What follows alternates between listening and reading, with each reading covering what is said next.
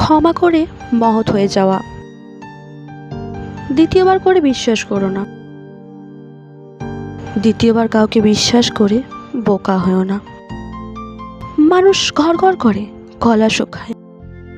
একখানা ঘর আর বা কতখানি আশ্রয় দেয় মানুষকে, যদি না তার ঘরের লোকেরাই আপন হয়। কষ্ট আমাদের তারাই দেয় যাদের আমরা অনুমতি দিয়ে থাকি, নয়তো অচেনা লোক তো সামান্য ধাক্কা লাগলেও ক্ষমা চেয়ে নেয়।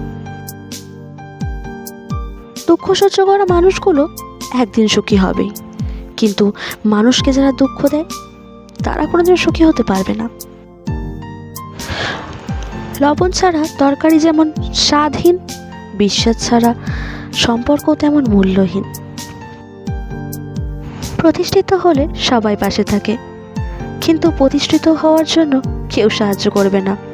হৃদয় এবং মস্তিষ্কের মধ্যে যখন দ্বন্দ্ব থাকে, তখন তুমি হৃদয়কে গ্রহণ করো, কারণ বুদ্ধিমান মানুষের চেয়ে হৃদয়বান মানুষ অনেক শ্রেয়।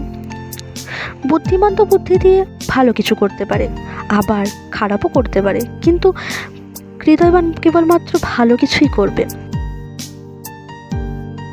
মাথা ঠান্ডা রেখে কথা বলা উচিত। ঝগড়ার সময় মাথা ঠান্ডা রেখে কথা বলা উচিত।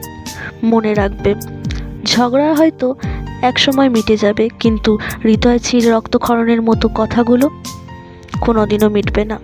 অবশেষে সুন্দর সম্পর্কগুলো এভাবেই শেষ হয়ে যায়।